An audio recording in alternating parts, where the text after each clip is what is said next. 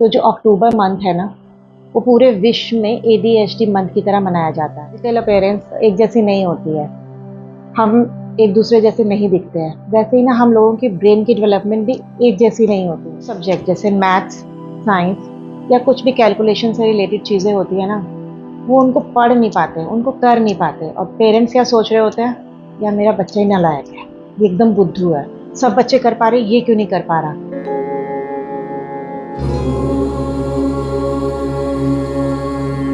नमस्कार, welcome to the soul यात्रा।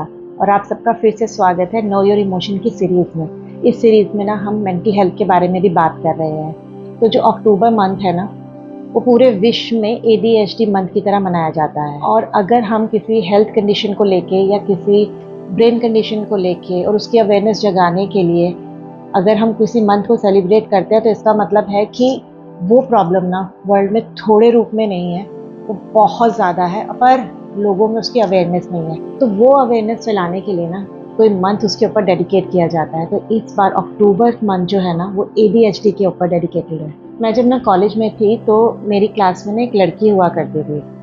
तो वो पढ़ाई में कुछ खास अच्छी नहीं थी, तो उसके पेरेंट्स ने सोचा कि क्यों ना हम इसको आर्ट्स में डाल दें। तो उन्होंने आर्ट्स में उसे डाल दिया। वहाँ पे भी उसे ड्राइंग करना, उसे एक सिंपल लाइन खींचना, ये सब बहुत ज़्यादा ना डिफ़िकल्ट लगता था। पर सारी क्लास ना उसे बहुत छेड़ती थी, सब कहते थे यार ये बुद्धू है, इसे कुछ भी नहीं आता। और सब उसके ऊपर हंसते थे, टीचर्स भी बहुत ज़्यादा परेशान हो चुके थे। पर हमारे ज़माने में ना ADHD और ADD के बारे में इतनी अवेयरनेस नहीं थी। उसने कोशिश की पर वो पास नहीं हो पाई और बाद में उसने कॉलेज ही ड्रॉप कर दिया। ये तो मैं बात करूँ 10-20 साल पुरानी बात, जब हम लोग अवेयर नहीं होते थे मेंटल हेल्थ के लिए। पर आज भी बहुत सारे लोग अवेयर नहीं हैं कि किसकी क्या मेंटल कंडीशन है, किसकी क्या ब्रेन डेवलपमेंट है। तो आज जो हम बात करेंगे ना ADHD के लिए, वो इसी के ऊपर करेंगे। जिस तरह ना हम सबकी फिजिकल अपीयरेंस एक जैसी नहीं होती है, हम एक दूसरे जैसे नहीं दिखते हैं, वैसे ही ना हम लोगों की ब्रेन की डेवलपमेंट भी एक जैसी नहीं होती है। सबका ब्रेन अलग अलग तरीके से फंक्शन करता है। और जब हम स्कूल जाते हैं, हमें सिलेबस दिया जाता है, तो हम एक्सपेक्ट करते हैं कि सब बच्चे ना सेम सिलेबस पढ़ें और उसमें वो कोशिश करें कि वो 100% मार्क्स भी अचीव करें। तो जब हम एजुकेशन सिस्टम के बारे में बात करते हैं, तो हम कैसे ये कह सकते हैं कि सब बच्चों को ना सेम तरीके से ही परफॉर्म करना होगा। क्योंकि जब हम फिज़िकली एक जैसे नहीं दिखते हैं, मेंटली भी हो सकता है हमारी डेवलपमेंट सेम नहीं हो, हमारा ब्रेन सेम नहीं हो, तो हम ये कैसे कह सकते हैं कि सब बच्चों को ना सब सब्जेक्ट में एक जैसा परफॉर्म करना चाहिए। तो जब एजुकेशन सिस्टम की बात आती है ना, तो चलिए बात करते हैं हज़ारों साल पुराने भारत के एजुकेशन सिस्टम के बारे में, जिसमें नालंदा यूनिवर्सिटी, तक्षशिला यूनिवर्सिटी जैसी बहुत सारी बड़ी बड़ी यूनिवर्सिटीज़ आती थी। पर वहाँ पे जिस तरह से एजुकेशन की जाती थी ना, वो बच्चों के कैलिबर के अकॉर्डिंगली की जाती थी कि किसके अंदर क्या योग्यता है। उस बच्चे को उसी विषय के बारे में पढ़ाया जाता था और उसको उसी में ही एक्सपर्ट बनाया जाता था। तो अब आप सोच रहे होंगे कि भाई मैं ये सब एजुकेशन सिस्टम के बारे में क्यों बता रही हूँ। इस सारी एजुकेशन सिस्टम का हमारे ADHD और ADD से क्या लेना देना है। तो लेना देना तो है, क्योंकि इसके बारे में जानना बहुत ज़रूरी है कि हम सब ना दिमागी रूप से भी बिल्कुल अलग अलग हैं। तो हो सकता है कि कुछ बच्चे कुछ सब्जेक्ट में बहुत अच्छे हों और कुछ स्टूडेंट ना अच्छी तरह परफॉर्म ना कर पा रहे हो। तो यहीं से सारा खेल शुरू होता है और इसका नाम डॉक्टर्स ने दिया है ADHD या ADD। ये ADHD या ADD जो है ना, ये मोस्टली ना 10 में से 2 लोगों को तो होता ही है। और अगर आप 10 में से 2 लोग सोच रहे हैं, तो आप सोच लीजिए कि उसकी परसेंटेज कितनी ज़्यादा है अगर हम इंडिया की जनसंख्या के अनुसार देखें तो अगर ये इतना कॉमन है, तो फिर भी इसे कोई एक्नॉलेज क्यों नहीं करता, या उन्हें इसके बारे में पता ही नहीं है। तो आज मैं इस वीडियो में यही बताने के लिए आपसे बात करूँगी कि ADHD है क्या ये कहीं ये आप में तो नहीं है, कहीं ये आपके बच्चों में तो नहीं है, या हमारे आसपास किसी के अंदर तो नहीं है जो हम इग्नोर कर रहे हैं। उसकी वजह से ना वो इंसान सफ़र कर रहा हो अपनी डेली लाइफ में, अपनी एजुकेशन लाइफ में, अपनी प्रोफेशनल लाइफ में। तो जानते हैं कि ADHD ना कितनी तरीके के होते हैं, होते क्या हैं। डॉक्टर एमिन के हिसाब से ना ADHD तो 7 टाइप्स के होते हैं, बट अभी जो हम मेन 3 टाइप के ADHD है ना, उसके ऊपर बात करेंगे। तो आपने देखा होगा ना कि कुछ बच्चे होते हैं जो कितनी भी कोशिश कर लेना, कुछ सब्जेक्ट जैसे मैथ्स, साइंस या कुछ भी कैलकुलेशन से रिलेटेड चीज़ें होती है ना, वो उनको पढ़ नहीं पाते, उनको कर नहीं पाते। और पेरेंट्स क्या सोच रहे होते हैं, या मेरा बच्चा ही नालायक है, ये एकदम बुद्धू है, सब बच्चे कर पा रहे, ये क्यों नहीं कर पा रहा, ये ना लेथार्जिक है, इसको ना पढ़ने का बिल्कुल मन नहीं करता।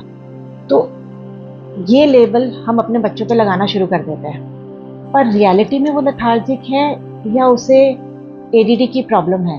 पहले तो इसका हम डेफिनेशन जान लेते हैं कि एडीएचडी और एडीडी होता क्या है।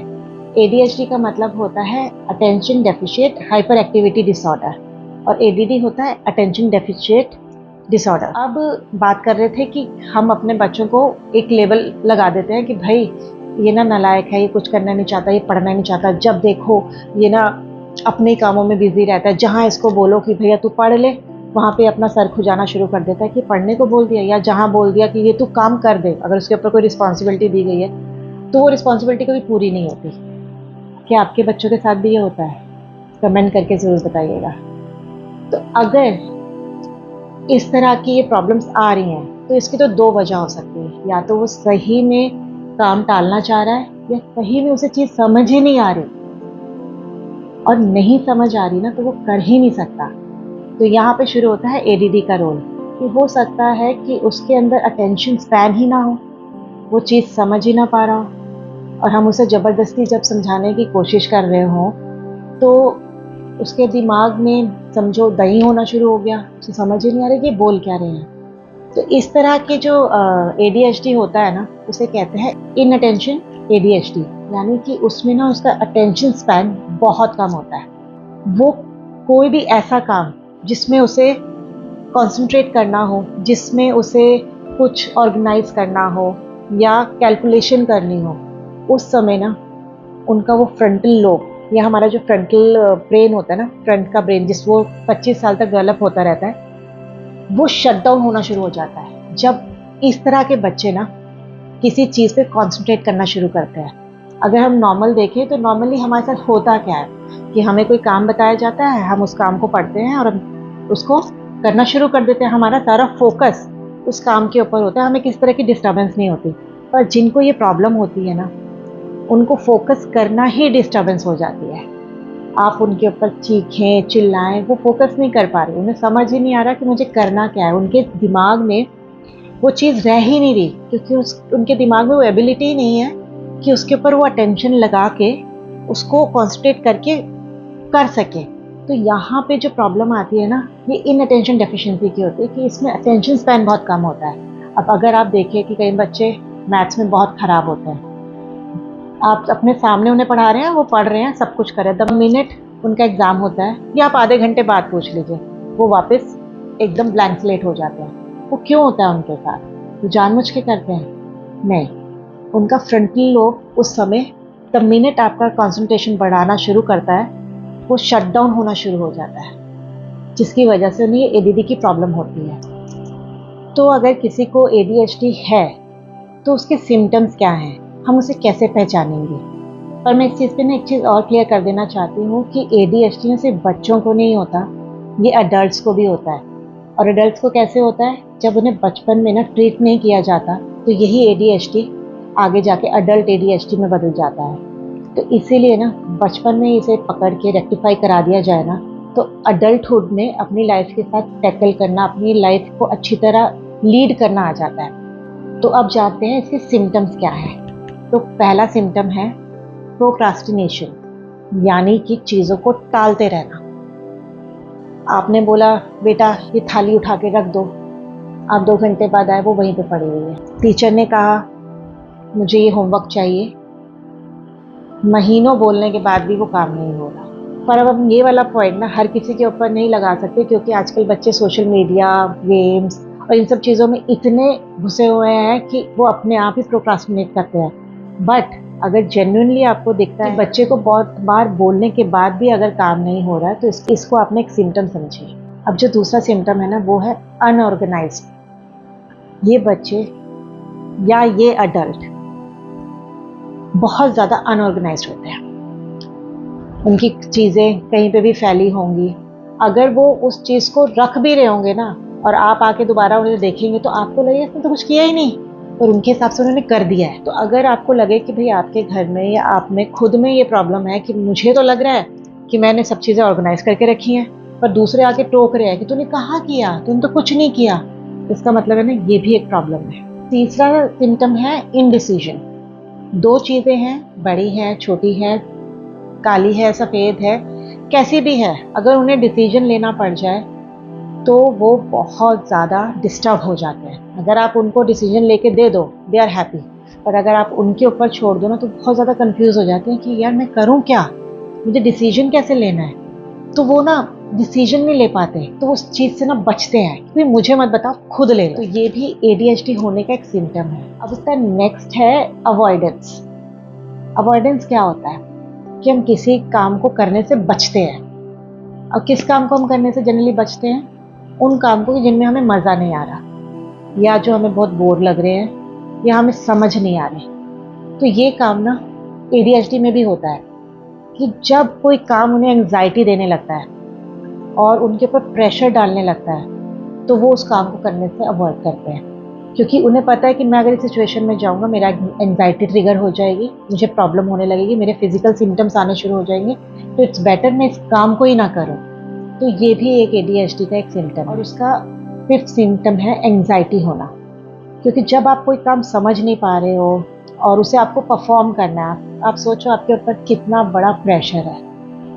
आपको मैथ्स नहीं समझ आती और मैं आपको मैथ्स पढ़ाई जा रही हूँ और मैं आपको बोलूँ भाई पढ़ो, और आपको वो समझ ही नहीं आ रहा, आपको लग रहा है कि है क्या, ये मुझे क्यों बोल रहे हो, पर मैं आपको बोलने जा रही हूँ कि पढ़ो, तुम पढ़ नहीं पा रहे हो, you are not a good student, तुम्हें ये नहीं आता है। अब मेरे अंदर वो एंग्जाइटी बिल्डअप होने लगेगी, तो जब भी मुझे वो पढ़ना पड़ेगा ना तो मुझे एंग्जाइटी फील होना शुरू हो जाएगी, मुझे स्वेटिंग आना शुरू हो जाएगी, घबराहट होना शुरू हो जाएगी। और अब मैं कोशिश करूँगी कि मुझे ना अभी इस सब्जेक्ट को हाथ भी नहीं लगाना और मुझे इस सब्जेक्ट के बारे में जानना भी नहीं है। तो जो मैं बात कर रही हूँ ना, छोटे मोटे अवॉइडेंस का नहीं कर रही हूँ, बहुत बड़े चैप्टर, बहुत बड़ी लाइफ के चैप्टर के बारे में बात कर रही हूँ कि वो उस पर्टिकुलर चीज़ से ही अवॉइड करना शुरू कर देते हैं। तो अगर ये सिम्टम आपको अपने में या अपने घर वालों में या अपने बच्चों में दिखते हैं ना तो इसको कंसीडर ज़रूर कीजिए। ये वाला सिम्टम है ना जो मैं आपको बता रही हूँ, ये हमें सोशली हो जाता है, उसे कहते हैं लो सेल्फ एस्टीम।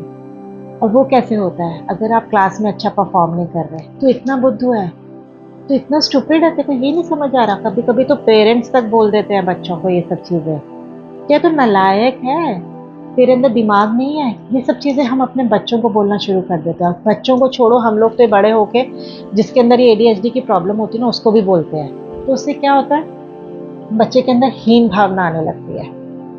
उसको लगता है कि हाँ शायद ना मैं बुद्धू ही हूँ, मेरे पास ना दिमाग कम है और ये सही कह रहे हैं। तो उसकी वजह से क्या होता है कि उनका ना सेल्फ एस्टीम कम होने लगता है, वो सामने दूसरों के साथ बात नहीं कर पाते, उन्हें अपनी चीज़ें बताने में तकलीफ होती है, उन्हें लगता है कोई समझेगा तो सही नहीं, वैसे भी मैं बुद्धू हूँ।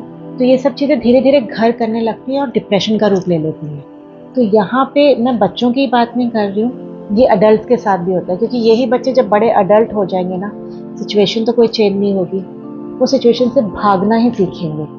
तो अब हम ऐसा क्या करें कि ये सिचुएशन से भागे नहीं और सिचुएशन को फेस करें। तो उसके लिए ना जो पहला काम है एक्सेप्टेंस। और वो किसको एक्सेप्ट करना है? पेरेंट्स को, फैमिली को, फ्रेंड्स को, कि इसके ब्रेन की डेवलपमेंट हमसे डिफरेंट है। द मिनट हम ये एक्सेप्ट कर लेंगे ना कि उसका ब्रेन मुझसे डिफरेंट है, मैं जिस चीज़ में अच्छा हूँ हो सकता है वो उसमें नहीं है, पर वो शायद किसी ऐसी चीज़ में अच्छा है जिसमें हम लोग नहीं है। तो ये चीज़ ना एक्सेप्ट करना बहुत ज़रूरी है। तो आज का वीडियो ना मैं यहीं पे एंड करती हूँ। ये एडीएचडी का पार्ट 1 है। नेक्स्ट वीडियो मैं आपको नेक्स्ट वीक में लेके आऊँगी, क्योंकि ट्रीटमेंट जानना इसके लिए बहुत ज़रूरी है। कैसे हम अपनी हेल्प कर सकते हैं, कैसे हम अपनों की हेल्प कर सकते हैं, इसके बारे में जानना बहुत ज़रूरी है। तो अगर आपको मेरा ये वीडियो पसंद आ रहा है, मेरा ये चैनल पसंद आ रहा है, तो इसे सब्सक्राइब ज़रूर कीजिएगा, इस वीडियो को लाइक ज़रूर दीजिएगा, ताकि ना ये YouTube में थोड़ा आगे आ सके और लोगों को भी इसका फ़ायदा मिल सके। और इस वीडियो को ना दूसरों के साथ शेयर ज़रूर कीजिएगा, क्योंकि शेयरिंग इज़ अ केयरिंग। और दूसरा, शेयर करने से ना अगर किसी को ये समस्या है तो उसको भी उसका समाधान मिल सके। मैं ये वीडियो यहीं बंद करती हूँ और आपसे फिर मिलूंगी अगले हफ्ते पार्ट 2 में। तब तक के लिए सदा खुश रहिए, मुस्कुराते रहिए और स्वस्थ रहिए। नमस्ते।